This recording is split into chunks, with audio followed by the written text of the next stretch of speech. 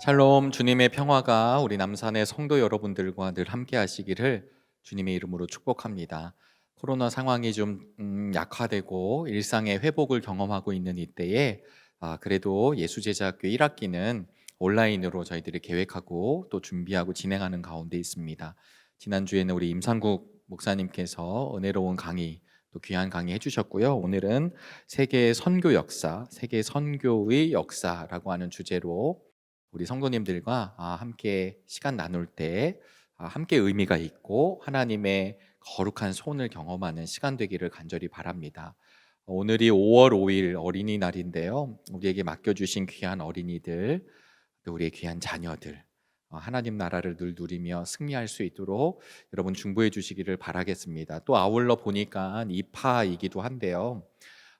이제 여름에 들어선다라고 하는 이파입니다. 우리의 믿음이 정말 하나님 보시기에 울창해지기를 소원하는 마음으로 이런 예수제자 학교, 또 우리 남산교회 예배, 또 기도회, 또 여러 모임들마다 여러분 늘 풍성한 은혜를 누리시기를 축복합니다.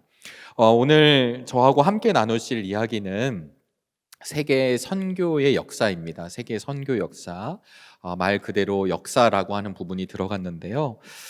강의에 앞서서 물론 여러 선교와 관련 책들이 있고 선교학에 대한 이야기들이 참 방대하지만 특별히 이 강의를 준비하면서 세계 선교 역사 다이제스트 100이라고 하는 안희열 교수님이 쓴 책인데요. 이 책은 100가지의 어떤 사건들, 이야기들을 가지고 세계 선교의 역사를 좀 구성한 그런 책입니다. 읽기도 쉽고 또 이렇게 연표 정리도 잘 되어 있어서 여러분 한번 살펴보시면 좋을 것 같고요. 또 하나는 허버트 케인 박사의 세계 선교 역사라고 하는 이런 개론서입니다. 그래서 사실은 너무 방대하죠. 오늘도 이 방대한 이야기를 어떻게 우리 성도님들과 나눌까를 지금 생각을 하고 있는데, 어쨌든 혹시 이 강의가 이제 저희들한테는 개론이고 또 도입이기 때문에 혹시 관심이 있거나 조금 더 구체적으로 보고 싶으신 분들은 방금 소개한 두 책을 좀 참고해 주시면 좋을 것 같고요. 또 이런 분야에 대해서 더 나누고 싶으신 분은 언제나 우리 교역자들이나 저에게 함께 문의해 주시고 또 함께 배워가는 시간 갖기를 소망합니다. 오늘 함께 보실 그 시간은 2000년의 역사입니다. 2000년의 역사. 왜냐하면 원래 이제 신구약에 있는 내용을 통하여서 선교의 주제를 우리가 살펴볼 수도 있지만 오늘 이 세계 선교의 역사의 포인트는 예수님이 돌아가시고 난 뒤부터 초대교회, 또 중세시대, 그 다음에 종교개혁 시대, 근대, 현대에 이르기까지 이 시간 방대한 양입니다. 그래서 오늘은 아주 세분화하기보다는 이런 역사의 맥락이 있다라는 것을 함께 알아주시고 이 선교 역사를 우리가 공부하면서 함께 경험해야 될 어떤 가치들, 포인트들을 점검하는 것으로 은혜를 함께 나누기를 간절히 바랍니다. 여러분 오늘 저희들이 함께하는 주제에서도 나오고 있지만 역사라고 하는 부분이에요. 역사는 우리가 모든 이야기를 다 정리할 수 없겠지만 이 역사는 이에치카가 이야기했듯이 뭐라고 이야기했습니까? 역사란 과거와 현재의 대화이다. 유명한 명제이기도 하죠. 그래서 그냥 과거로 끝나는 게 아니라 그 역사의 사건들, 또 역사가 주는 교훈들의 의미를 가지고 이 현재도 바라보게 되고 또 더 나아가서는 미래도 예측할 수 있게 되는 것. 이미 역사를 공부하신 분이거나 좀 아시는 분들은 이게 잘 이렇게 인지가 되실 것입니다. 오늘은 어떤 역사냐면 세계 선교의 역사예요. 그래서 우리가 벌써 이 세계 선교라고 하는 개념, 하나님을 전하는 길, 우리 주님을 전하는 그 길, 그 선교의 역사를 알아보는데요. 일단은 세계 선교는 두 가지의 측면을 가지고 선교를 이렇게 감당을 해야 됩니다. 뭐냐면 기본적으로 하나님의 말씀인 성경을 근거를 해야 되고요. 그리고 역사를 잘 살펴야 합니다. 오늘 우리 남산교회도 지금 코로나로 좀 멈추어져 있지만 우리가 단기 선교도 다녀오고 또 선교 중심적 교회로 우리 선교에 대해서 후원하고 기도하고, 얼마 전에 저희들이 4월 달에도 우리 선교보고 대회를 통하여서 우리 선교사님들을 격려하고 위로하고 말씀을 듣고 보고를 받고 이런 시간이 있었던 이유는, 여러분 아시겠지만 그것이 어느 날 갑자기 우리 교회 프로그램으로 이렇게 생긴 것이 아니라 수많은 선교의 역사 가운데 이제 그런 것도 필요하기 때문에 우리 교회가 감당을 하는 거거든요. 그래서 성경을 근거로 역사를 토대로 이 선교가 발전돼 나가는 것입니다. 만약에 이런 것들이 제대로 이루어지지 않으면 그냥 열정만 가지고 나갈 때가 있고 선교의 전략을 세우지 못하고 나갈 때도 있죠. 그래서 항상 이 선교라고 하는 분야에서는 하나님의 말씀이 가장 중요하고, 그리고 지나간 선교 역사들을 돌이켜 보면서 앞으로의 선교의 방향, 전략 이런 것들을 이 선교학이라고 하는 학문에서 다루고 있습니다. 근데 우리가 또 하나 궁금할 수 있는 게 있거든요. 그게 무엇이냐면, 여러분 아시겠지만 세계 선교의 역사잖아요. 그런데 기독교 역사와 무엇이 다른가? 이 부분을 좀 정리가 되어야 합니다. 기독교 역사는 말 그대로 이렇게 기독교 안에서 일어난 일들에 대한 역사죠. 그러니까 교회의 사건일 수도 있고 한 인물일 수도 있고, 그 모든 것이 다 크리스찬, 그러니까 교회와 그 기독인에 관련된 것입니다. 이것을 기독교 역사라 이야기하는 거죠. 그러면 선교의 역사는 뭐가 다른가? 여러분, 선교의 역사는 아주 쉽게 말씀드리면, 선교의 역사는 무엇을 다루는 분야이냐면, 선교는 우리가 여기가 지금 기독교라고 기독교 안의 이야기입니다. 그러면 요 바깥에 경계선이 있을 수 있죠. 이것을 이제 프론티어, 경계선, 전선 이렇게 얘기합니다. 그럼 여기에 누가 있냐면 비기독교인들이 있는 것이죠. 그러니까 요 접점에서 생기는 어떤 사건들, 인물들, 이런 이야기를 우리는 선교의 역사라 이야기합니다. 그러니까 요 접점에서 어떤 일들이 벌어지냐면 만남이 이루어지거든요. 사건과의 만남, 인물과의 만남, 복음 전도를 통해서 만나는 일들이 있죠. 그래서 이 만남의 역사다. 이 만남의 역사를 History of Encounter라고 이야기합니다. 그러니까 우리가 얘기하는 세계 선교의 역사는 세계 현장 가운데 그 접점에서 일어난 선교 현장의 이야기들을, 오늘 우리 주어진 시간이 길진 않지만 시간을 보고 이 시간을 2000년 정도의 흐름을 함께 보려고 하는 것입니다. 그래서 이 접점에서 어떤 일들이 벌어지냐면, 지금 만남의 역사라고 말씀을 드렸잖아요. 이 접점에서 결국은 하나님과의 만남, 네, 또 선교사 자신과의 만남, 그리고 그 이교도 지역이라든가 아니면 그 원주민, 그래서 결국은 이방인과의 만남, 요 세 가지 만남이 이루어지게 됩니다. 그래서 선교학을 연구할 때 그 선교사님이 어떻게 하나님을 만났는가, 그 선교사님이 어떻게 어떤 콜링을 받았는가, 그 선교사님이 어느 지역에 들어가셔서 어떤 사역을 감당했는가, 이런 내용들을 우리가 함께 살펴볼 수가 있겠죠. 그래서 그런 부분들을 이제 선교학에서는 점점 연구를 해 나가게 되는 것입니다. 이런 것들이 구별이 될 때, 예를 들면 우리 감리교 선교사님이신 아펜젤로 선교사님이 어떻게 우리 조선 땅에 들어오게 됐는가, 이런 연구 분야들, 아펜젤로 선교사님이 갖고 있었던 가치가 어떤 것이었는지를 확인하면서 나갈 수 있는 것입니다. 그래서 이 만남의 역사 가운데 하나님의 선교적 승리적 의미를 찾아내는 것, 우리가 오늘 이 세계 선교의 역사를 공부하는 건 그냥 일대기적으로 이런 일이 있었습니다, 이렇게 아는 것이 아니라, 이 세계 선교의 역사를 통해서 하나님의 거룩하신 손, 보이진 않지만 그 보이지 않는 손이 어떻게 이끌어 가셨는지를 함께 바라볼 수 있게 되기를 주님의 이름으로 소망합니다.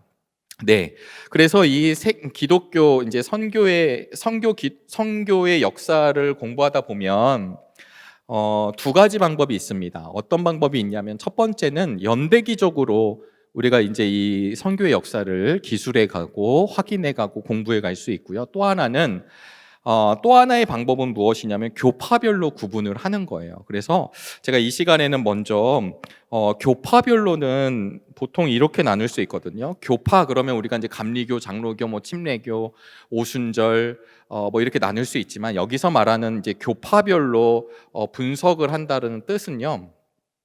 정통교회라고 하는 뜻입니다. 이 정통교회라고 하는 것은 우리가 이 부분을 공부할 때 세 가지로 나누는 거예요. 첫 번째는 무엇이냐면 우리가 이제 오늘 이 시간에는 다루지는 않겠지만 동방정교회, 동방정교회, 네, 그리고 로마 카톨릭,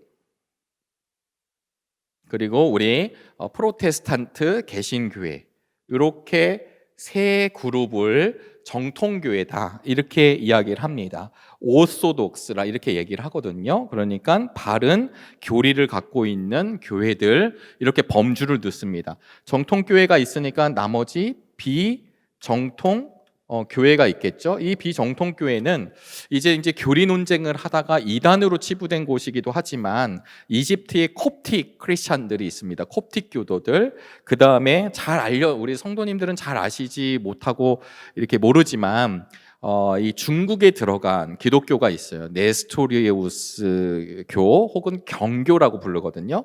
그래서 이제 콥틱, 두 번째는 경교, 네, 빛경이라는 뜻입니다. 빛의 종교 이런 뜻인데 우리 이제 이 아랍을 통해서 중국 장안에까지 들어갔던 이 네스토리우스파입니다. 그리고 마지막에 세 번째는 그 외에 어떤 기타 단체들이 있어요. 그러니까 잘 보시면 정통교회, 동방정교회, 로마 카톨릭, 개신교회, 또 비정통교회이지만 콥틱, 경교, 다른 어떤 기타 단체들로 인하여서 된 것들. 여기에는 무엇이 안 들어가냐면 이단이나 사이비는 들어가는 것이 아닙니다. 그래서 이런 구분점을 가지고 있는데 잘 보시면 동방정교회는 우리가 서두면 잠깐 다루면 이 동방정교회는 국가적으로 이렇게 선교가 들어가게 됩니다. 그래서 이 이야기는 뭐냐면 국가 정치적으로 선교 활동을 진행한 거예요. 로마 카톨릭은 어떤 선교를 진행을 하냐면 로마 카톨릭은 주교 중심의 카톨릭 선교 방법을 씁니다. 주교 중심이라는 건 결국 뭐냐면 고위 성직자의 계획과 파송과 그 다음에 지원과 이런 것들을 통해서 우리가 이제 로마 제국 시대 때부터 이제 로만 카톨릭 교회가 형성되고 중세 종교 개혁이 일어나기 전까지 이 로마 카톨릭이 썼던 선교 방법은 철저하게 주교에 의한 방법입니다. 그럼 개신교회의 선교 방법은 주로 뭐를 쓰냐면 개신교회는 주로 자체적으로 만들어진 선교회를 통하여서 그래서 교회도 선교를 감당했지만 먼저 선교를 중심적으로 모인 공동체들이 태동하면서 선교의 사역을 감당했던 특징들을 가지고 있습니다. 그래서 WCC의 이 정통교회의 기준은 뭐냐면요, 우리가 너무나도 잘 아는 내용입니다. 삼위일체 하나님을 믿는 교단인가, 신앙 고백을 하는가, 성경을 경전으로 인정하는가, 예수 그리스도의 십자가 사건을 통해 죄사함과 구원받음을 확실히 하는가, 이런 것들을 어쨌든 이 중심에는 이제 예수 그리스도라고 하는 것입니다. 그래서 지금 제가 이렇게 말씀드린 이런 것이 교파별로 어떻게 선교의 역사가 흘러갔는지를 연구해 볼 수 있는 건데, 오늘 저와 여러분들은 어떻게 시작을 할 거냐면 시대의 흐름을 가지고 연대기적으로 잠깐 우리 2000년대를 좀 나누고자 하겠습니다. 잠깐 지우도록 할게요. 네, 여러분 이런 것들이 있다 이렇게 알아주시고 지금부터는 오늘 이제 강의를 제대로 진행하도록 하겠습니다. 방금 말씀드린 대로 연대기적으로 저와 여러분들이 지금부터 강의를 함께 나누려고 하고 있는데요. 이 연대기적으로 보면 더 세분화할 수 있지만 기본적으로 이렇게 역사의 흐름을 이렇게 제가 적겠습니다. 이제 흔히 있으면 요때를 이제 예수님이 태어나신 그때를 기준으로 BC, 그다음에 AD, 아노 도미니 이렇게 표현하잖아요. 여러분 잘 보이시나요? 예수님이 태어나시고 33년에 십자가에서 돌아가시고 부활하셨습니다. 요 33년부터 언제까지냐면 313년. 요때가 초대교회가 선교하던 시기예요. 313년은 아시겠지만 콘스탄틴이 기독교를 공인했던 해입니다. 그래서 이 313년까지를 초대교회, 그리고 요때부터 이제 기독교에 대해서 호의적이고 열리게 된 뒤에 1517년 루터가 종교개혁하던 시기거든요. 요때를 중세 시대의 선교, 주로 로마 카톨릭 교회가 선교를 하던 시기였었습니다. 왜냐하면 이때는 개신교회가 아직 태동하기 전이기 때문이죠. 1517년부터 1648년은 독일에서 30년 전쟁이 끝나던 해입니다. 독일의 30년 전쟁은 구교와 신교의 피비린내 나는 싸움이었거든요. 이 싸움이 이제 그들의 합의에서 멈추게 됐던 요 시대까지를 종교개혁, 요 시대를 종교개혁 시대의 선교 하던 시대이죠. 그리고 1648년도부터 1910년, 이 1910년은 스코틀랜드의 에딘버러에서 선교사들의 모임이 열립니다. 요 모임 때까지를 근대 신앙운동, 선교운동이 일어나던 때여서 요 시기가 있고, 나머지 1910년도부터 지금 2022년 그리고 우리 주님 다시 오시는 재림 날까지 저희들은 선교의 역사가 계속 이어지게 될 겁니다. 그래서 요때를 현대의 선교운동이다, 이렇게 시대적으로는 구분을 해요. 여러분 잘 보셨죠? 예수님이, 그래서 저희는 성경의 역사를 다루지 않고 예수님이 돌아가신 뒤부터 313년, 그 다음에 중세 1517년, 1648년, 1910년 이후 이렇게 저희들이 연대기를 놓고 잠깐 나누려고 합니다. 서두에서 먼저 조금 이 시대적 구분을 좀 한 이유는 무엇이냐면요, 여러분 아시겠지만 초대교회 당시에는 우리가 익히 잘 아는 거 검투사도 떠오르고 원형경기장도 떠오르고 카타콤 시대라고 이야기하죠. 그러니까 그리스도인으로 살아가는 것 자체가 핍박과 어려움의 시대입니다. 그런데 그랬던 시대에도 선교가 이루어지지 않고 머물러 있었던 것이 아니라 수많은 사람들이 그리스도인으로 변화되더라는 거죠. 그래서 313년에 결국은 가장 큰 제국이었던 로마 제국이 콘스탄틴을 통해서 기독교를 공인하는 일이 벌어지게 됩니다. 이 기독교로 공인이 벌어지게 되면서 중세 시대로 돌아오게 되고, 서유럽으로 이제 기독교 역사가 확장되고, 그런 다음에 이 안에 치열한 일들이 이제 벌어지게 되죠. 그러면서 중세 시대를 만나게 됩니다. 그래서 이 중세 시대 때는 주로 어떤 이제 선교 방법들이 주로 진행이 되냐면, 전쟁에 의해서 아니면 힘에 의해서 이게 선교 방법들이 진행이 돼요. 그러나 그 이면에는 그렇게 힘으로 사람들, 기독교의 세력과 영토를 확장해가는 것도 있지만, 또 하나는 수도원들이 막 생겨나기도 시작해요. 본질을 찾는 사람들도 있다라고 하는 말씀입니다. 그러나 그러는 가운데 우리가 잘 아시는 1517년에 이제 루터의 95개조 반박문을 시작으로 종교개혁이 일어나잖아요. 그러면 이 종교개혁이 일어났다라고 하는 건 결국 정말 말씀의 본질, 신앙의 본질, 정말 그 교회의 본질에 대해서 치열하게 싸우던 때입니다. 그것 때문에 우리 프로테스탄트 교회들이 생겨나기 시작했고, 오늘 이 시대까지 그 선교의 역사를 통해 저와 여러분들이 우리 주님 바라보며 걸어갈 수 있게 된 것이죠. 그런데 이 당시 때까지 아마 이제 중세와 그다음에 이 종교개혁 시대 때에도 열강의 제국들이 확대되던 시기였기 때문에 경쟁적으로 선교도 이루어집니다. 왜냐하면 나라들이 다 땅을 먹기 시작하기 때문에 경쟁적으로 이루어지는 이때에 이 에딘버러 선교대회를 통하여서 사람들의 마음이 어떤 마음이 들기 시작하냐면 서로의 경쟁적으로 선교하는 것이 아니라 서로 일치하고 협력을 강조하는 시대를 만나요. 그래서 요 현대 이후를 에큐메니칼 시대라고도 보통 이야기하거든요. 협력하는 시대, 또 하나가 되는 시대, 이렇게 이야기하기도 합니다. 그래서 여러분, 지금 이렇게 전체적으로 요 정도의 시대적 구분을 가지고 오늘 저와 여러분들이 세계 선교의 역사를 함께 공부하고 함께 바라보면서 예전에 이랬구나로 끝나지 않고 지금 이 21세기, 22세기를 바라보며 가는 이때에 하나님이 어떻게 교회들을 사용하시고 또 주님의 몸된 교회뿐만 아니라 믿음의 성도들을 통해 선교가 확장이 될지를 함께 기도하며 지혜를 간구할 수 있기를 주님의 이름으로 소망합니다. 먼저 초대교회 선교 역사를 잠깐 나눠보도록 하실게요. 초대교회입니다. 초대교회.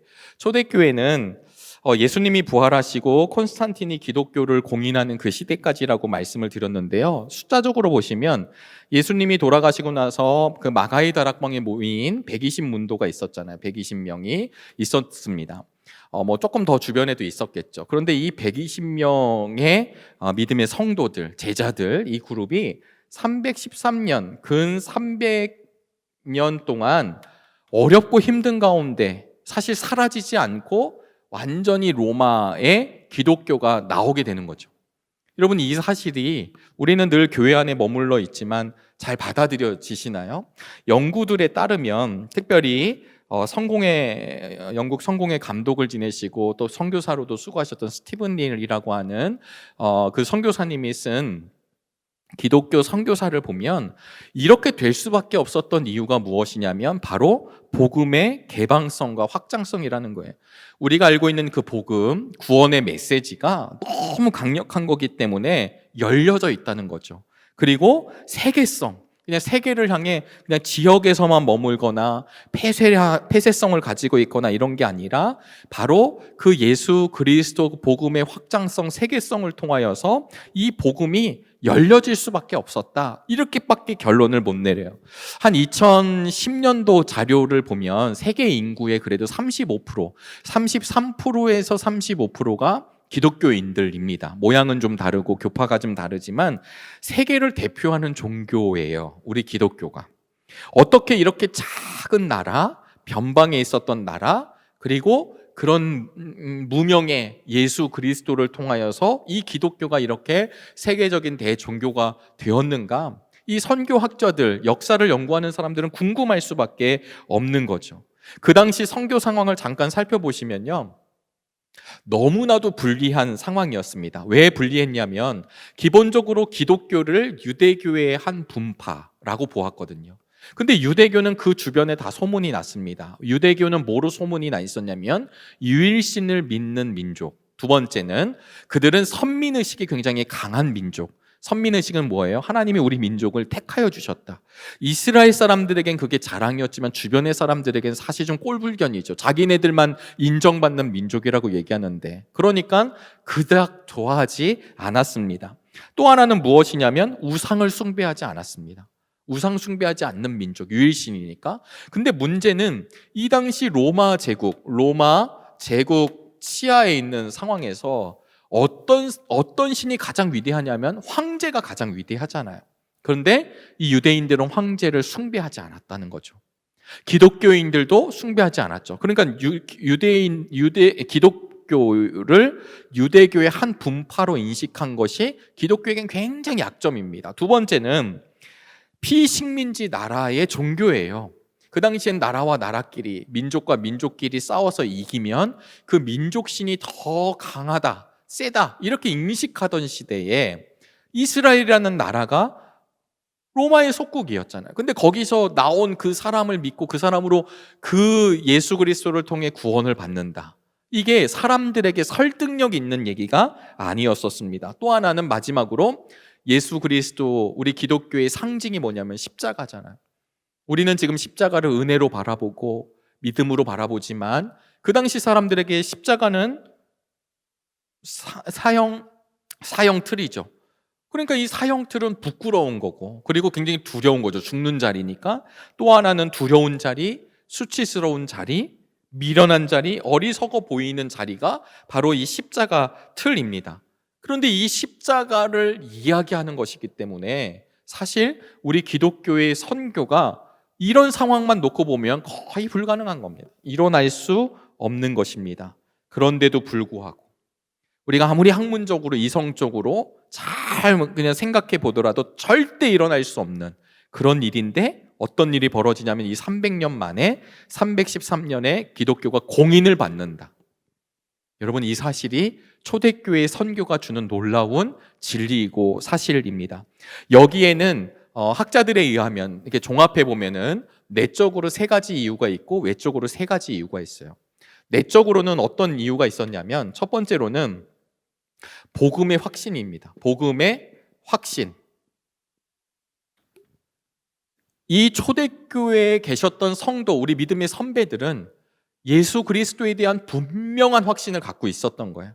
이 당시에는 선교 전략, 방법, 논의, 회의, 연구 필요 없습니다. 없었습니다. 그냥 생존의 문제 앞에 카타콤 시대 들어가 있었고, 잡히면 죽는 시대였고, 그런 부분에 있어서 치열하게 하나님을 붙들어야 되는 시대였는데, 이때 그 개인 한 명 한 명 한 명들이 복음의 확신이 분명했다라고 하는 것입니다. 평범한 만남들이 역사의 현장 가운데 이루어질 때마다, 아까 말씀드렸죠? 이 선교의 역사는 결국 프론티어, 경계선에서 이방인들과 안 믿는 사람과 믿는 사람들의 접점과 만남을 통해서 선교의 역사가 이루어지는데, 이게 너무 강렬한 거예요. 한 명 한 명이 너무 강렬합니다. 두 번째 이유는 무엇이냐면, 거룩한 생활을 우리 신앙의 선배들이 했다라는 거죠. 이걸 조금 다른 말로 표현하면 윤리적으로나 도덕적으로나 우리 믿는 성도들이 흠이 없이 간 거죠. 여러분, 로마 하면 이 그리스 로마 문화들 중에 가장 대표적인 문화가 또 목욕탕 문화가 있죠. 이 목욕탕 문화는 잘 씻는 문화이기도 하지만, 이 목욕탕 문화가 결국 더 발달을 하면 굉장히 음란과 연결된다는 것은 그냥 일반적인 상식으로 우리가 잘 알고 있습니다. 로마 제국이 풍성해지고 확장되고 발달하면서 이들에게 굉장히 부유한 시절을 만나게 되죠. 부유한 시절을 만나다 보니까 역시 퇴폐적이고 향락적인 문화들도 같이 발달하게 됩니다. 그러다 보니까 어떤 문제가 생기냐면, 이 당시에 기형아 출생들이 일어나게 되는 거예요. 왜냐하면 이 연구에 따르면 이제 성병들 같은 걸로 인하여서 기형아 출생들이 일어나는 거죠. 로마의 원로들이 봤을 때 우리 이 제국을 이끌어가고 이 나라를 더 아주 힘있게 이끌어가려면 후대가 좋아야 되는데, 우리로 얘기하면 다음 세대가 잘 나와야 되는데, 기형아도 출산하고 이런 상황들이 안 좋아지는 거예요. 서로 이런 음란한 문화들이 있는 거죠. 그랬었을 때 그들이 생각한 사람들이 누구냐면 크리스찬들이라는 거예요. 왜냐하면 그들의 삶이 거룩한 생활, 아주 순결하고 그리고 흠이 없는 생활을 하고 있었다는 걸 알고 있죠. 그래서 그 가문들, 하이 클래스 가문들이 이 사람들을 이제 찾아오기 시작해서 며느리 삼고, 그래서 자녀가 나오게 되면 그 자녀에게 무엇이 전수가 될까요? 그리스도 신앙, 주님에 대한 사랑, 이런 것들이 어머니들을 통해 펼쳐가게 되죠. 300년이라는 역사 동안 눈에 보이는 포교 전략, 선교 전략 이런 걸 한 건 아니지만, 그들이 그렇게 살아감으로 인해서 하나님이 무엇을 예비하여 주셨냐면, 그 높은 집안의 자제들을 기독교 신앙을 갖고 있는 자제들로 하나님이 배치하기 시작하신 거예요. 그래서 콘스탄틴이 어느 날 아무런 그냥 놀다가 갑자기 공인하는 게 아니잖아요. 그런 역사의 흐름들이 있었을 때 그것이 뒷받침되어지고 그것을 동의해주고 지지해주는 수많은 곳곳에 하나님의 사람들이 있기 시작한 것을 우리가 함께 기억할 수 있기를 바랍니다. 마지막 세 번째로는 이 내적인 이유가 무엇이냐면 순교. 여러분 아시지만 이 핍박의 시대에 수많은 크리스찬들이 순교하였습니다. 이때 가장 많이 영향을 받았던 그룹들이 누구라고 보통 기록하고 있냐면요, 군인 그룹이라고 이야기합니다. 왜냐하면 군인들이 이제 이렇게 사자밥이 되는 것도 보고 막 잡아다가 내고 막 이러잖아요. 군인들도 죽음 앞에 두려워하는 게 정상인데, 그 당시에 크리스찬들이 그것을 두려워하지 않고 담대하게 찬송 부르며 하나님의 나라를 바라보며 순교하는 모습들이 표현은 하지 않았지만 굉장히 굉장히 각인이 되는 거예요. 그래서 이 군인들 그룹들이 이 순교하는 그들의 마음, 그들의 정신, 그들이 믿는 신앙이 무엇인지에 대해서 궁금해 했다라고 하는 것입니다. 이런 이유들을 통해서 로마 안에서 계속 퍼져나가죠. 외적인 이유가 있는데요. 외적은 무엇이냐면 이미 팍스 로마의 시대잖아요. 그러니까 이 로마의 시대 때 모든 길은 로마로 통한다. 로마가 닦은 길이지만 그 길을 통해 복음이 그 길을 통해 나아가기 시작합니다. 두 번째로는 이 로마 제국을 통해 언어들이 통일되고 언어가 하나가 돼요.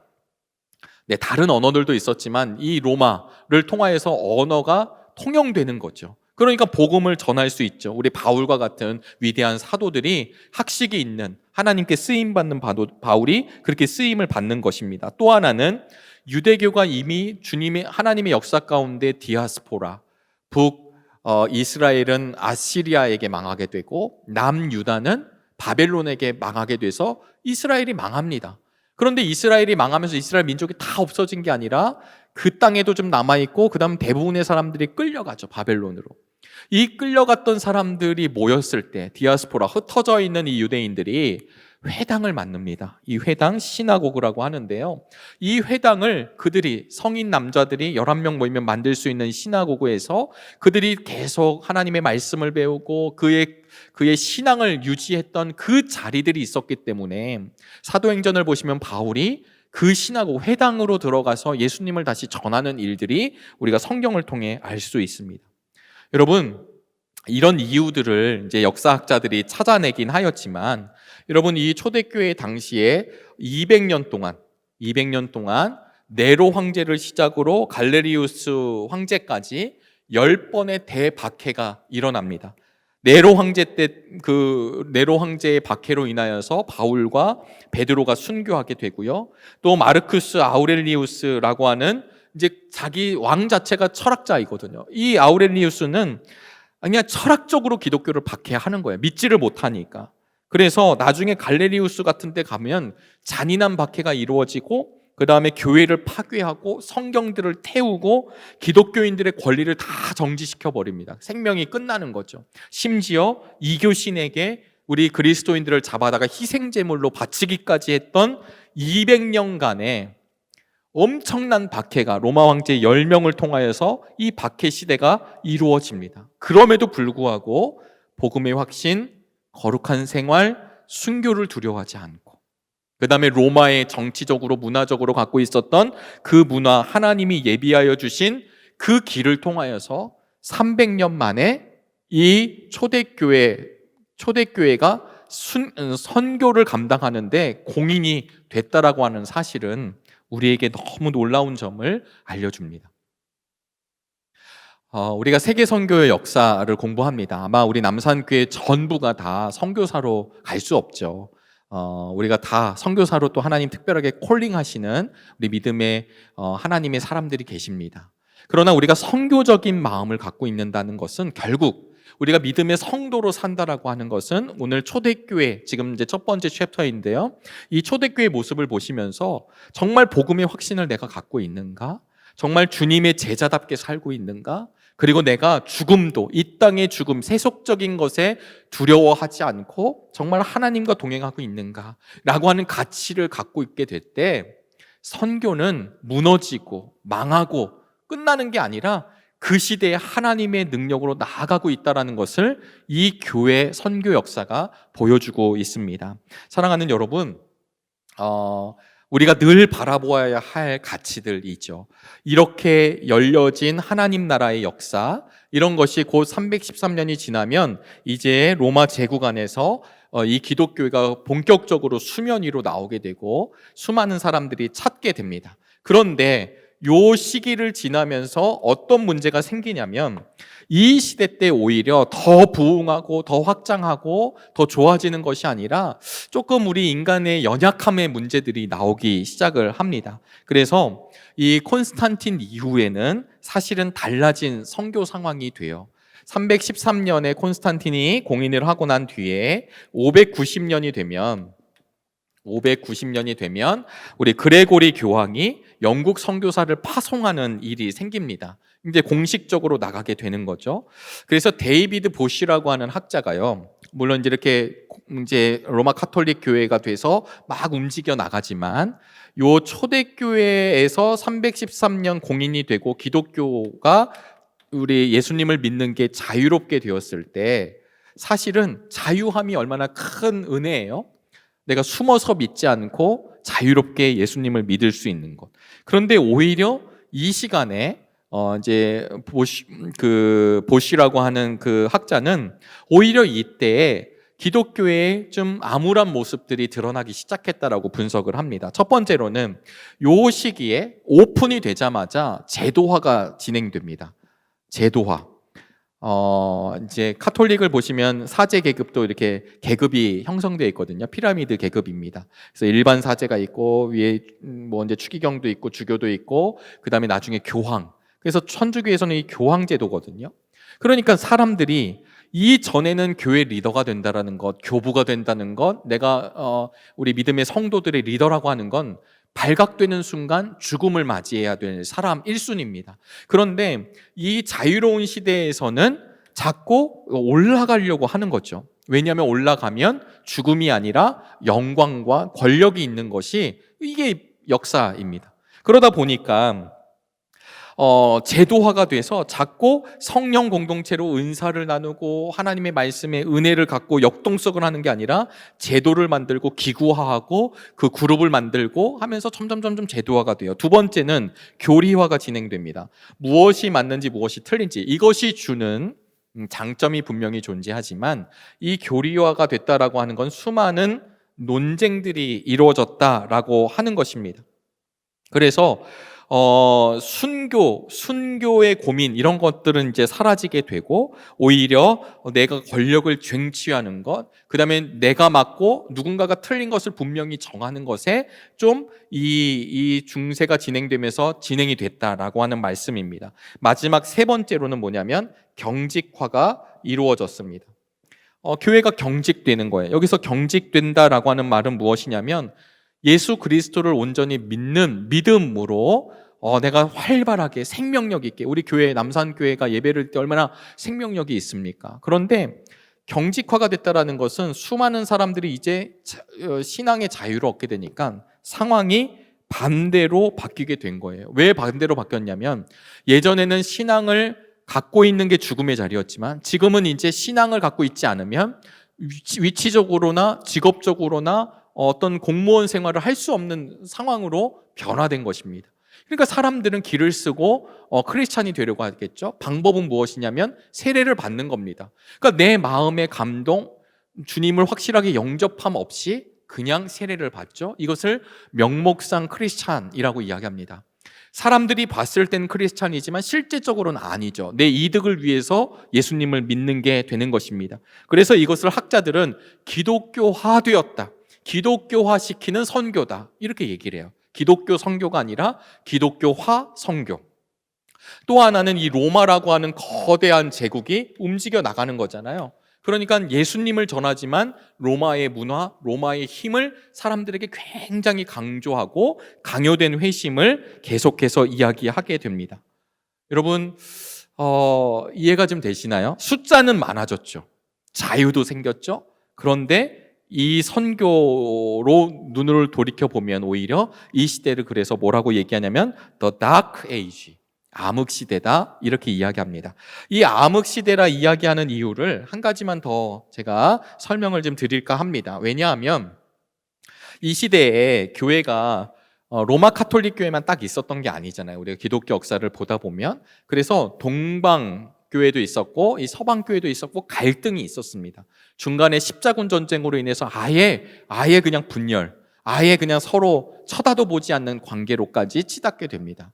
그런데 이 당시에 이 기독교 안에 5개의 큰 지역이 있었어요.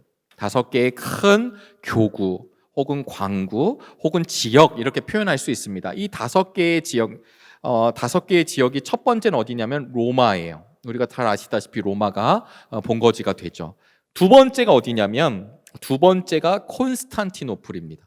세 번째가 어디냐면 예루살렘, 네 번째가 알렉산드리아, 다섯 번째가 안디옥입니다. 제가 이제 쓰진 않았지만 2번부터 5번까지 다 어느 지역이냐면 1번을 제외하고는 동쪽이에요. 이해가 되시나요? 왜 The Dark Age, 암흑 시대라고 얘기하면 선교에 있어서 로마로부터 5개의 큰 기독교 도시들이 있는데 2번부터 5번 콘스탄티노플부터 안디옥까지 다 어디에 함락되냐면 이슬람에 함락됩니다. 그러니까 여기가 다 사라지게 되고 로마 하나 남는 거예요. 그러니까 선교 역사로 보면 오히려 이렇게 축소되는 거죠. 그래서 결국은 로마를 비롯해서 서북부 유럽으로 넘어가죠. 그래서 나중에 우리가 알고 있는 유럽의 기독교 역사가 한 1300년대까지 이루어지게 됩니다. 1300년대까지 한 번에 유럽이 다 기독교가 된 것이 아니라 영국을 시작으로 계속해서 수많은 일들이 일어난 끝에 1300년대에 우리가 알고 있는 그 유럽 대륙, 영국을 포함한 유럽 대륙이 완전히 기독교 대륙으로 바뀌게 돼요. 여러분, 이 사실, 요때 이 동쪽에 있는 기독교 지역들이 무너진 이유가 무엇이냐면 아주 간단하게는 그 당시에 동쪽이든 서쪽이든 도덕적 타락들, 종교인들의 부패들 이런 것들이 있기 때문에 리더십을 제대로 발휘할 수가 없었습니다. 정치와 종교가 섞여 있고 말이죠.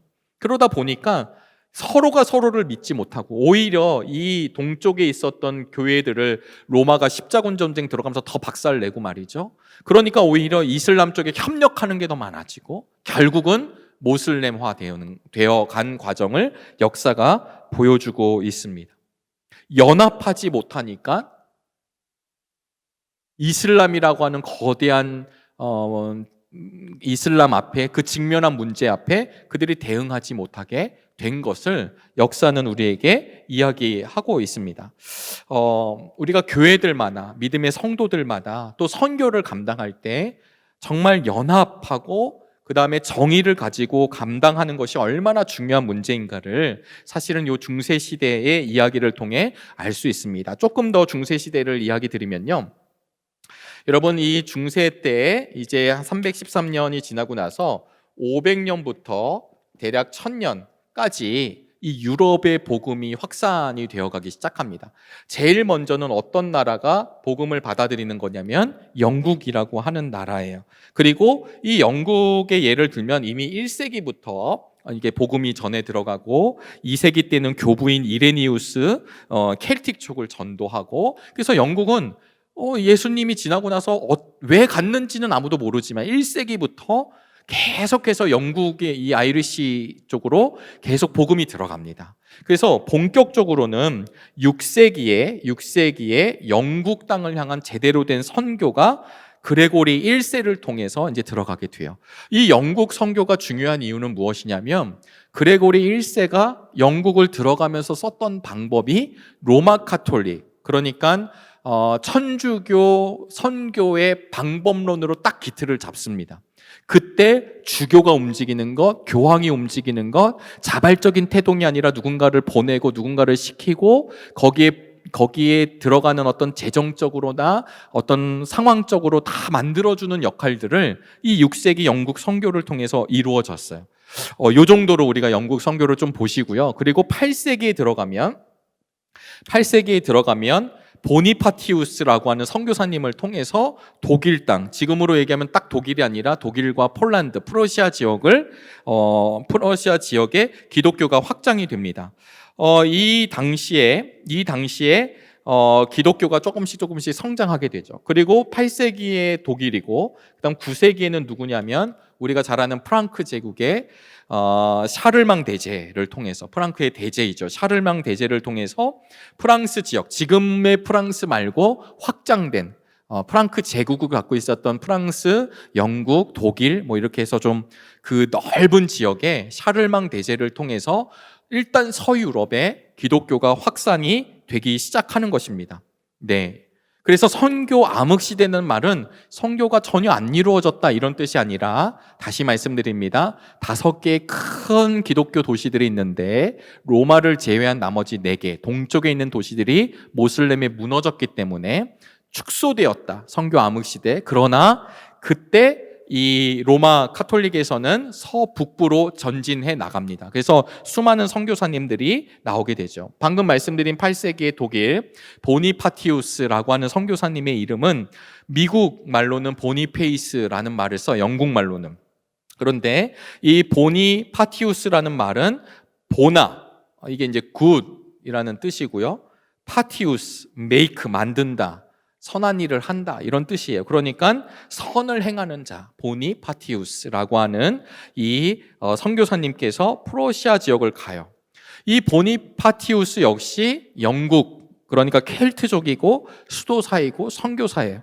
그래서 이분들이 들어가서 막 하죠. 일 하나만 말씀드리면, 그 당시 이제 독일 지역에 들어가서 막 하고 있는데, 독일 그 원주민들, 옛날에 막 바바리안이라고 이야기했잖아요. 이 사람들이 떡갈나무를 막 믿는 거예요. 보니파티우스 선교사님이 들어가셔서 이 떡갈나무, 애니미즘이라고 하죠, 토속신앙. 그래서 이 떡갈나무에 절할 필요가 없이 우리 예수님, 우리 하나님을 이야기하면서 도끼로 이 떡갈나무를 찍어버립니다. 난리가 나죠. 사람들은 다 봅니다. 아마 이 보니파티우스가 죽을 것이다. 근데 그런 일이 일어나지 않고, 일화에 따르면 이 떡갈나무가 넘어지면서 십자가 모양으로 만들어졌다. 그리고 이 떡갈나무를 가지고 첫 교회당, 예배당을, 성전을 짓기 시작합니다. 그래서 이때부터 독일의 사역이 엄청나게 진행됐다라고 하는 기록들이 있어요. 여러분, 이런 일들이 무엇일까요? 이런 일들을 우린 보통 영적인 대결에서 승리하고 확장한다라고 표현합니다. 파워 인카운터라고 이야기하는데요. 그러니까 이 영적 확장, 그런 어떤 단호한 태도들, 주님에 대한 분명한 의지, 이 선교사님들이 가지고 가게 됐을 때 일이 벌어져요. 근데 요 당시에 이 유럽 땅을 이 선교사님들이, 지금 영국과 프랑크 제국, 샤를망 대제, 지금 보니파티우스 얘기했지만, 이분들이 기본적으로 수도원 출신들이에요. 경건한 수도 생활을 했고, 그 다음에 주교, 그러니까 리더와의 협력이 아주 좋았습니다. 또 하나는 그들이 적극적으로 자신의 몸을 희생하면서 들어갔고, 또 하나는 여기에 반드시 따라붙는 게 뭐냐면 교육 선교를 진행했다라는 거예요. 교육을 진행했습니다. 학교를 만들고, 그 다음에 농사를 가르쳐주고, 그 다음에 영적인 복음을 제시하고, 그 다음에 생활이 올라갈 수 있도록 증진하도록 애를 썼던 거. 이런 모양들이 결국은 선교의 처음의 근간이 되죠. 이게 이런 일들이 어느 날 우리 때만 한 것이 아니라 이 당시에도 그런 일이 있었다라고 하는 것을 여러분들이 지금 기억하면서 함께 이렇게 계속해서 우리 세계 선교 역사를 나눌 수 있기를 바랍니다. 그래서 요 500년부터 1000년까지 영국, 독일, 프랑스 지역, 우리로 지금으로 얘기하면 서유럽 지역까지 확산이 되기 시작합니다. 그러면 1000년부터 1500년까지는 어떤 일이 벌어지냐면, 우리가 잘 알고 있는 북유럽, 스칸디나비아, 다른 말로 표현하면 좀 바이킹족들, 이런 사람들이 요 이후에 우리가 알고 있는 서유럽이 기독교화된 뒤에 이제 스칸디나비아로 넘어갑니다. 그래서 가장 유명한 나라가 덴마크, 노르웨이, 스웨덴, 핀란드, 이 지역들이 결국은 이게 많은 내용이 있지만 왕들에 의해서 그 민족이 다 믿는 역사가 이루어집니다. 그런데 한 나라만 이 다 기독교 나라가 되는데 한 나라가 안 돼요. 그게 어디냐면 리투아니아입니다. 발틱 해안에 있는 리투아니아라고 하는 나라가 끝내 받아들이지 않아요. 그래서 그 당시에 가장 유명했던 튜튼이라고 하는 기사단이 이 리투아니아가 기독교를 안 믿는다고 하자 밀고 들어가겠다. 튜튼 기사단은 십자군 전쟁 때 예루살렘에서 자생적으로 만들어진 기사단이거든요. 군인입니다. 그래서 기독교 복음을 강조하죠. 안 믿으면 죽는 겁니다. 그러니까 이 리투아니아 왕이, 그 당시 왕이 누구냐면 자길로라고 하는 왕인데요. 이 왕이 이게 이제 튜튼 기사단하고 자기 민족하고 싸우면 안 될 것 같으니까 어떻게 했냐면 폴란드에게 도움을 요청합니다. 근데 이제 폴란드가 참 아이러니하게도 요구한 게 뭐냐면 폴란드 기독교를 믿으라 이렇게 얘기하는 거예요. 기독교 받아들이기 싫어서 버티고 있는데. 그래서 어쨌든 이 폴란드 기독교를 받아들입니다. 그래서 방금 말씀드린 리투아니아의 자길로 왕이 1368년에 세례를 받고, 왕이 세례를 받아서 이제 자기 백성들까지 함께 세례를 받는 역사로 인해서 우리가 알고 있는 유럽 땅에 완전히 다 기독교 나라로 바뀌어지게 됩니다. 여러분 잘 보시면 예수님이 돌아가시고 33년 뒤에, 그리고 313년에 공인이 되고 유럽이 다 바뀌는 일이 1368년, 1300년, 1400년 정도 기간 동안 그 땅의 변화가 이런저런 일들을 통해 이루어지기 시작했다라는 것을 함께 기억할 수 있기를 바랍니다. 선교라고 하는 게 그냥 이런 사실만 보더라도 그냥 막 한꺼번에 갑자기 일어나는 게 아니라 무수히 많은 일들을 통해 하나님께서 이 선교를 통해 예수 그리스도 복음이 들어가게 하신다라고 하는 것입니다. 요 중세 시대 때 한 가지만 조금 더 나누기를 원하는데요. 여러분도 이렇게 좀 힘드시겠지만, 우리가 2000년 역사를 다루다 보니까, 그래서 제가 오늘은 기본적으로 요 현대까지는 아무래도 시간적으로는 정말 다루기가 어려울 것 같고요. 요 근대까지 어떤 일이 이루어지는지를 함께 잠깐 보기를 원합니다. 요 중세 시대 때 가장 대표적인 사건이 무엇이냐면 우리가 다 잘 아시다시피 십자군 전쟁입니다. 이 십자군 전쟁이 1099년부터 1291년까지 대략 200년 동안 이 전쟁이 일어났습니다. 십자군 전쟁에 대해서 우리가 아는 건, 우리가 지금 자세히 나눌 건 아니지만 십자군 전쟁을 여러모로 어떤 모양으로 보더라도 실패로 규정합니다. 예루살렘 회복이라고 하는 운동의 개념으로 십자군 전쟁을 일으켰지만 결국 어떤 일이 벌어지냐면 동방과 서방 기독교의 엄청난 상처, 깊은 골을 만들어내죠. 왜냐하면 이 서방 기독교회가 이 동방 기독교의 사람들을 죽이고 말이죠. 그리고 갈등이 이뤄지게 됩니다. 그리고 기독교 분열이 완전히 일어나게 되는 거죠. 또 하나는 기독교와 모슬렘 사이에 돌아올 수 없는 강을 건너게 된 계기가 있었습니다. 사실 교리 논쟁도 있을 수 있고 서로 이럴 수 있지만 그 전까지는 이런 어떤 종교 전쟁에 대해서 분명하게 선을 넘은 적은 없었는데 이 십자군 전쟁을 통해서 아주 대놓고 들어온 거죠.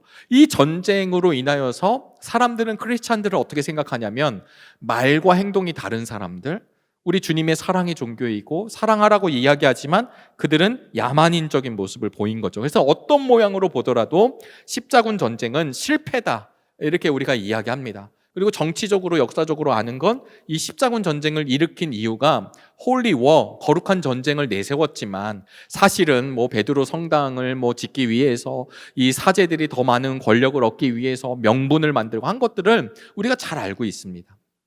근데 여러분, 이 시대에 제가 이제 여러 자료들을 준비하다 보니까 요 십자군 전쟁 때 일어났었을 때 가장 왕성하게 활성했었던, 아이러니하게도 어떤 분이 계시냐면 우리가 잘 아는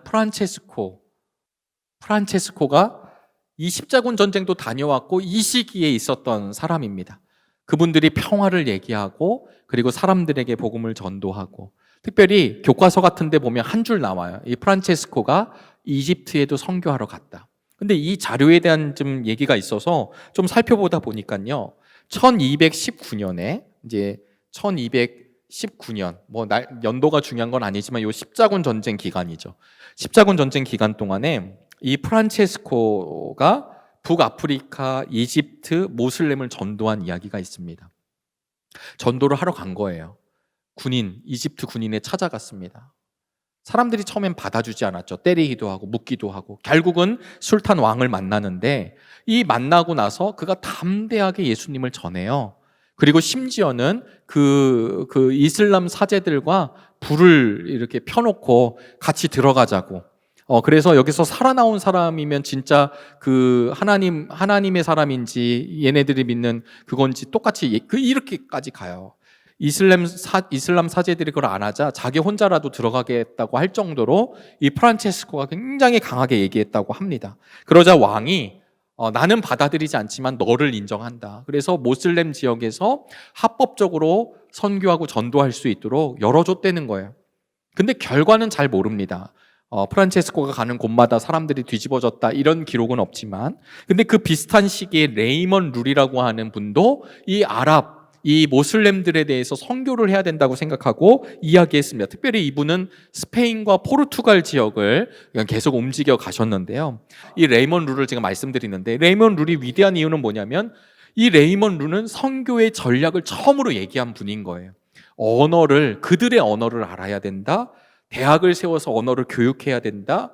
책을 집필해서, 우리로 얘기하면 전환해서 아랍 언어로 문서 선교를 해야 된다. 그리고 용기와 실천을 가지고 진짜 들어가야 된다. 이런 전략을 세워서 들어갔던 분이 레이먼 룰 신부님입니다.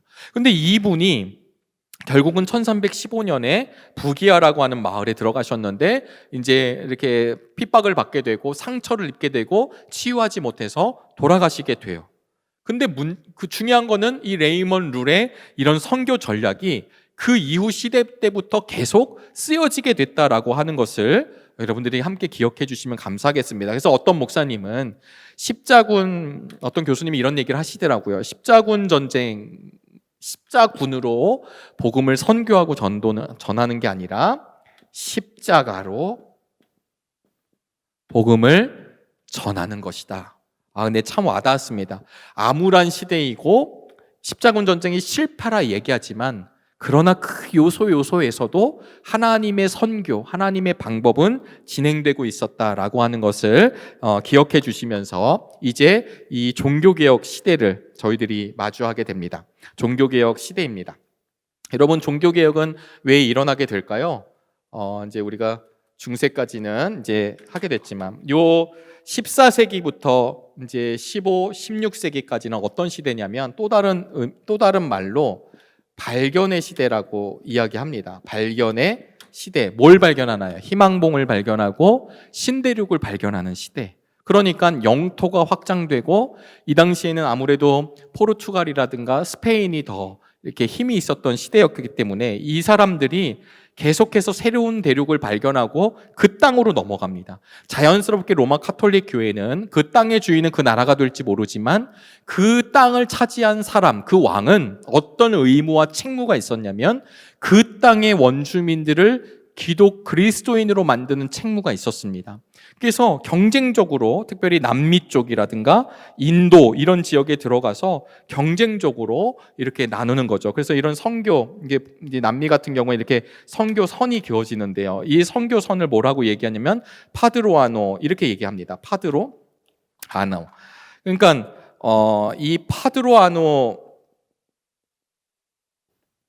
요 선이 뭐냐면, 요 선을 근거로 여기는 이제 주로 포르투갈이, 이 좌측은 스페인이 맡게 되는 거죠. 그러니까 이 두 나라가 서로 붙을 때는 누가 중재할 수 있었냐면 교황이 중재할 수 있었어요. 그래서 황실의 후원으로 선교하는 때를 요 용어를 쓰는 것입니다.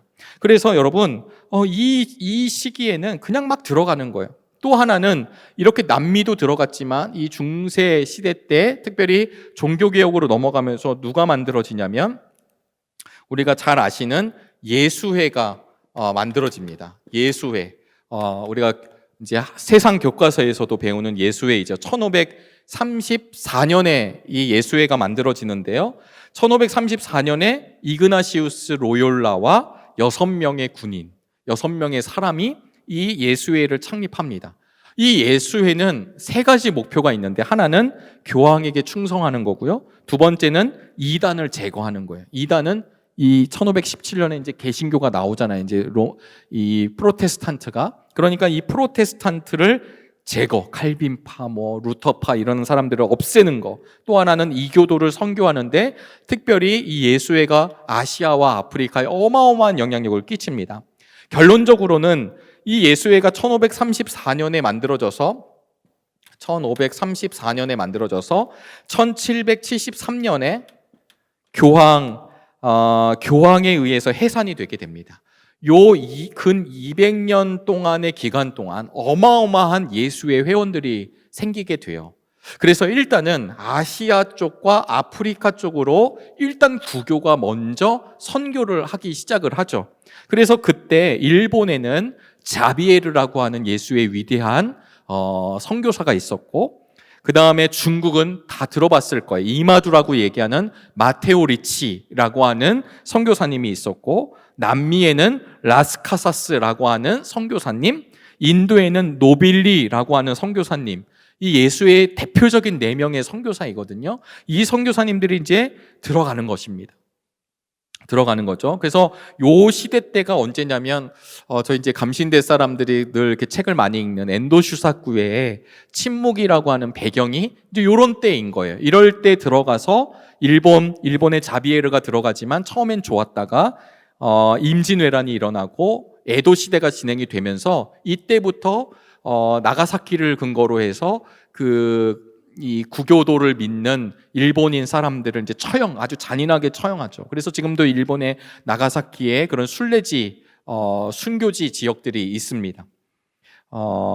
이 예수회는 결국은 많은 사람들이 있었기 때문에 나중에는 어느 정도의 사람들이 있었냐면 해외 선교사로 이 예수회에 소속됐었던 해외 선교사 3,000명이 들어가 있었습니다. 또 사제가 11,293명, 회원이 22,589명, 예수회에 속한 사람들이요. 그래서 이 사람들이 특별히 잔인하기도 했지만, 왜냐하면 이 군인 출신들이라, 또 하나는 정치에 너무 많이 개입을 한 거예요. 그래서 반대파도 당연히 있겠죠. 교황 선출에도 관여를 직접적으로 간접적으로 늘 하다 보니까 나중에 클레멘트 14세가 1773년에 해산 명령을 내리고요. 모든 재산을 몰수하고 다음 교황들도 재건할 수 없도록 재건 금지 명령이 이 예수회에 떨어집니다. 클레멘트 2세에 의해서.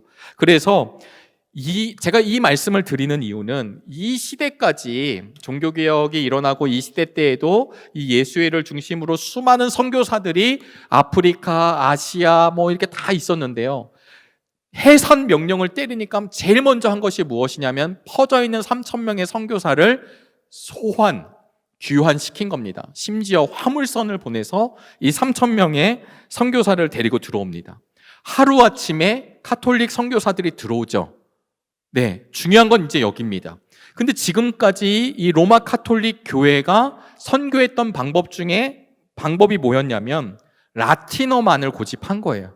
지역 언어, 토착 언어 인정하지 않았습니다. 라틴어. 그러니까 결국은 자신들이 보낸 사제로만 선교가 가능한 거예요. 예배가 가능한 거예요. 두 번째는 토착민 지도자를 절대 세우지 않았습니다. 그렇게 시간이 쭉 지나다가 어느 날 갑자기 예수회가 없어지면서 선교사가 귀환이 되니까 지역에 있던 리더 그룹이 사라지니까 선교가 몰락하고 무너지게 됐습니다. 여러분, 역사적으로는 이렇게 일어나는데요. 이 시기가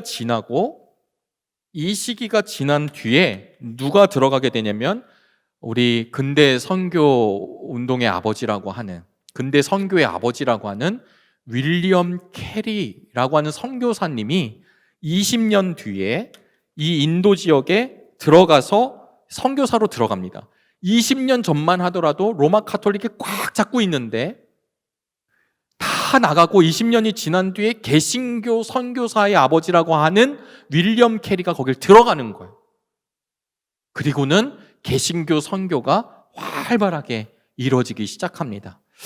비록 우리가 지금 이제 감리교회로서 오늘 이렇게 얘기하고 있지만 우리가 이 중세 시대 때는 이 구교도를 중심으로 이루어졌기 때문에 이런 부분들이 참 역사적으로 하나님의 개입하심이라고 저는 생각합니다. 그래서 이 종교개혁 시대 때에는 사실 종교개혁가들 루터, 쯔빙글리, 칼빈 이런 분들 계시잖아요. 이분들은 철저하게 지금 구교하고 싸우고 있잖아요. 논리적으로나 아니면 심지어 생존권까지. 그래서 사실은 대다수의 학자들은 종교개혁 시대 때 개신교 선교는 없었다라고 주장하는 분들이 더 많습니다만, 그래도 이 유럽에 있는 이제 신학자들에서는 아니다, 이렇게 갱신하고 리뉴얼하고 준비하던 시간도 우리가 선교를 위해 준비하던 시간이라고 하는 이야기를 펼치게 됩니다. 그러니까 다른 말로 표현하면 이 종교개혁 시대 때는 좀 신학적으로 구교가 누르고 있었던 상황이었고요. 또 하나는 임박한 종말론이 또 이들 안에 있었습니다. 그러니까 곧 종말이 오니까 거부한 이들한테까지 가서 우리가 또 얘기할 필요가 없다라고 하는 마음들, 개신교 리더들이 이 선교 지역을 넘어가야 되는데 이 지역을 넘어갈 만한 지금 열정인 상황이 아닌 거고, 또 수도원 단촐한 사람들이 아니죠. 왜냐하면 이제 결혼도 하게 되고 자녀도 갖게 되고, 그리고 접촉점이 없게 되고, 그리고 선교 명령, 마태복음 28장에 나오는 대위임 명령을 이 당시에 종교개혁자들은 주로 이것은 제자들에게 허락한 얘기라고 생각을 많이 했었습니다. 그러니까 제안한 거죠.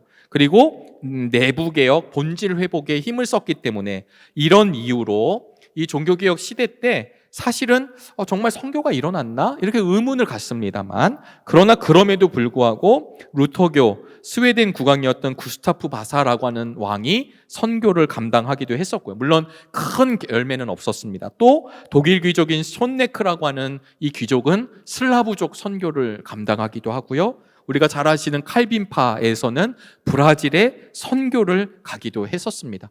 아예 없었던 것이 아니었다 라고 하는 것이에요. 오히려 이 시간에 정말 참 믿음과 참 복음에 대한 논의가 이루어지고 난 뒤에, 그리고 여러분 잘 아시는 이제 이 근대 시대가 열리게 됩니다. 신교와 구교의 피비린내 나는 그 싸움입니다. 제가 조금 이제 빨간색으로 기록을 하겠습니다. 1648년에 이 30년 전쟁이 끝난 뒤에 요 근대 지역에는 신학적으로는 경건주의가 여러분 발달하게 돼요. 논쟁을 하잖아요. 야, 네가 맞다, 내가 맞다. 그리고 아주 그냥 피비린내 나고 사람들이 얼마나 이렇게 강팍해졌을까요? 그런 가운데 이 17세기 독일에 경건주의 운동이 발생하게 됩니다. 신앙 부흥 운동. 이제는 주지주의. 그러니까 이게 이성으로 아는 게 아니라 이런 영적 메마름 속에서 우리가 벗어나고 다시 은혜를 체험하는 길은 바로 신앙 부흥. 그래서 말씀을 사모하고 찬양하고, 그리고 그들 그 말씀을 이렇게 붙들었던 사람들이 누구냐면 슈페너라고 하는 목사님이세요. 루터파 목사님이시거든요.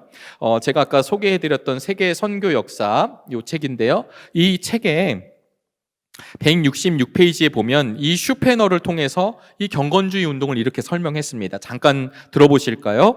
복음 전도에 대한 열정 없이 선교의 비전이 있을 수 없고, 개인적인 경건 생활 없이 복음 전도의 열정이 있을 수 없으며, 진정한 회심의 경험 없이 개인의 경건 생활이 있을 수 없다.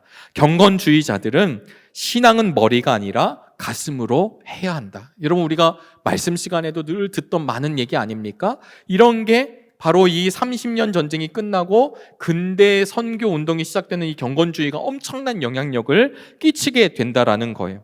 근데 이 근대주의, 루터파 목사님이었잖아요. 루터파가 막 반대하는 겁니다. 니네가 뭐가 특별하냐. 항상 반대를 하죠. 그래서 이 경건주의였던 슈페너를 비롯한 이제 경건주의 쪽에서 독일의 작센 지역에 할레라고 하는 대학교를 설립합니다. 이게 참 중요합니다. 이 할레 대학교, 그리고 아까 이야기한 스칸디나비아의 덴마크 왕이 지원을 함으로 인해서 할레 대학이 발생하고 덴마크 할레 선교회라는 게 태동이 되어서 이들이 선교하러 간 거예요. 놀랍지 않나요? 여러분, 이 어두운 시대가 끝나고 나서 이렇게 은혜를 사모하는 이들, 그리고 또 한 부류가 있었는데 모라비안 교도들이 선교에 굉장히 열심히 했었습니다. 1732년부터 1760년까지 무려 이 모라비안 교도들이 226명의 선교사를 인디언을 위해서, 자메이카를 위해서, 과테말라를 위해서 그 당시에 선교를 하러 갔다라는 거예요. 특별히 이 모라비안 선교사님들은 자비량으로 갔고, 우리가 알고 있는 평신도들도 선교하러 간 거예요. 그래서 이 18세기 개신교회, 근대가 들어서서 이 개신교회의 선교운동의 양대 산맥은 방금 말씀드린 대로 할레 대학을 중심으로 덴마크 할레 선교회, 그 다음에 모라비안 교도들, 모라비안 교회라 이야기합니다. 이 이후부터 19세기에 들어가서 19세기 때부터 유럽에 15개 선교회가 세워져요. 제일 먼저 네덜란드 선교회, 그 다음 바젤 선교회, 그 다음에 베를린 선교회 등 15개 선교회가 세워져서 선교를 하러 이 개신교 선교 운동이 일어나게 됩니다. 지금 모라비안 교도들을 이야기했는데 여러분 모라비안 교도들을 우리는 익숙하죠. 왜냐하면 이 모라비안 교도들이 그 이제 리더가 진센도르프거든요. 그러니까 이 모라비안 교도가 이 모라비안에게 영향을 받은 사람이 또 누가 있어요? 우리 감리교의 창시자인 존 웨슬리 목사님이십니다. 존 웨슬리 목사님이 이 당시 18세기 영국에서도 이제 이 선교회가 만들어져서 복음 전하러 조지아주로 선교하러 갈 때 웨슬리 목사님이 가시잖아요. 그 당시 이제 성공의 사제였지만 거길 갔습니다. 실패하고 돌아왔어요. 모라비안 교도들의 집회, 그 올더스케이 거리를 걷다가 회심하는 사건이 1738년 5월 24일, 이번 5월 달에 저희 웨슬리 회심주일도 있지만 그때 일어나게 됩니다. 그리고 웨슬리 목사님이 얼마나 위대하게 하나님의 사역을 감당했는지 저와 여러분들은 잘 아실게요. 이 웨슬리 목사님이 그 모라비안 교회의 리더인 진센도르프와도 만났습니다. 그래서 이런 일들이 일어나면서 아까 말씀드렸던 윌리엄 캐리라고 하는 근대 선교 운동의 아버지인 윌리엄 캐리라고 하는 선교사님도 만들어지게 돼요. 그래서 오늘 이 시간 저희가 이제 끝으로 이런 신학적 배경에서 어떤 일이 벌어지게 되냐면 이전에 찬송과 기도가 굉장히 강조가 됩니다. 우리 찬송하면 누가 떠오르나요? 찬송하면 우리 존 웨슬리 목사님도 있지만 찰스 웨슬리 너무나도 많은 찬송가를 우리가 보게 돼. 이 찬송과 기도를 통해서 어떤 일이 벌어지냐면 기도 합주회라는 게 열립니다. 기도 합주회. 영어로는 Concert of Prayer. 그러니까 기도자들의 콘서트라고 이제 이렇게 지칭하는데 신대륙 그리스도인들이 해외 선교를 위해서 이 기도 합주회를 부탁합니다. 이 기도 합주회를 부탁해서 7년 동안 기도 합주회, 이 기도회를 하기를 원하는 것을 하게 돼요. 그랬었을 때 미국의 조나단 에드워즈, 미국의 부흥운동을 이야기할 때 빼놓을 수 없는 이 조나단 에드워즈가 이 미국에서 이렇게 중보기도 하는 것을 소책자로 바꿔요. 이걸 보스턴에서 출판합니다.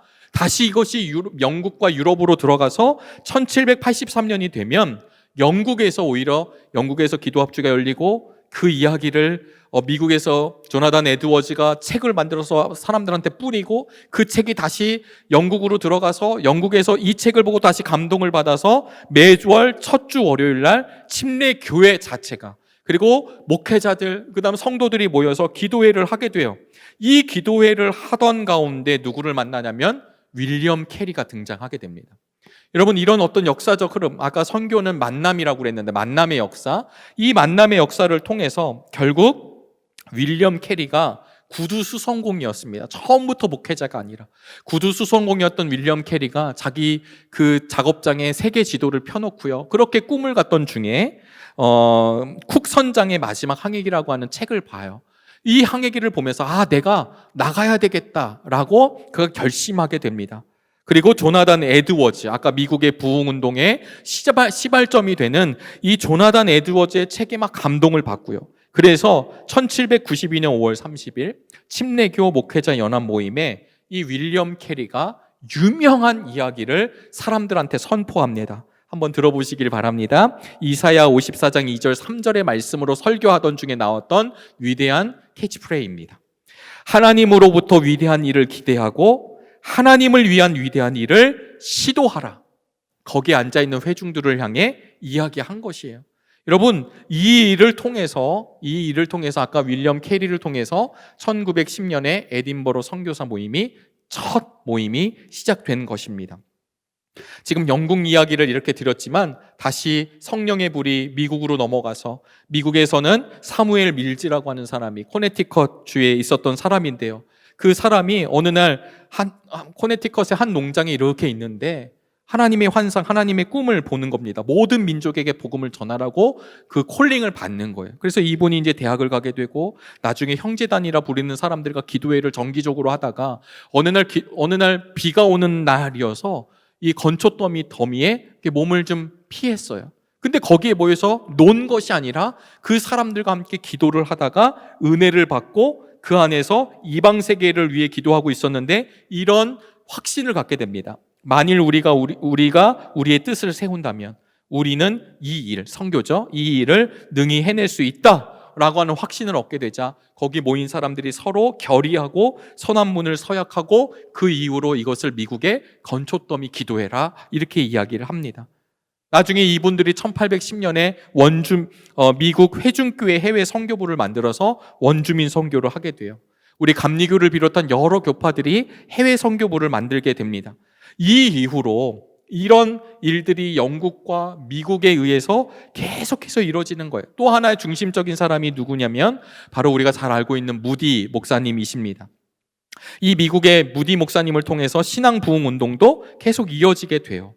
그래서 여러분, 이 근대 선교를 지금 제가 그냥 스토리만 조금 말씀을 드렸지만 이 근대 선교에서는 첫 두 가지 중요한 기본축이 있는데, 하나는 하나님의 역사하심을 경험하는 겁니다. 다른 말로 성령의 능력을 체험하고 하나님의 은혜를 체험하고 그 영적인 부흥이 체험된 다음에 뒷받침할 만한 그 그룹을 통하여서 해외 선교가 막 열렸다라고 하는 것을 여러분 함께 기억해 주시길 바랍니다. 우리나라가 자랑하고 싶은 것이 있는데, 미국이 선교사님들을 제일 많이 보내고 지금은 우리 한국에서 선교사님들을 미국보다는 아니지만 두 번째로 많이 보냈다. 여기에는 어떤 뜻이 있냐면요, 그만큼 나라가 올라갔을 때 선교사님들을 보낼 수 있다라는 거예요. 네, 지금은 코로나로 여러 가지 문제로 좀 주춤하지만 선교를 감당하는 그 나라에게는 그럴 만한 하나님의 그릇이 된다라고 하는 것을 여러분 기억해 주시기를 주님의 이름으로 소망합니다.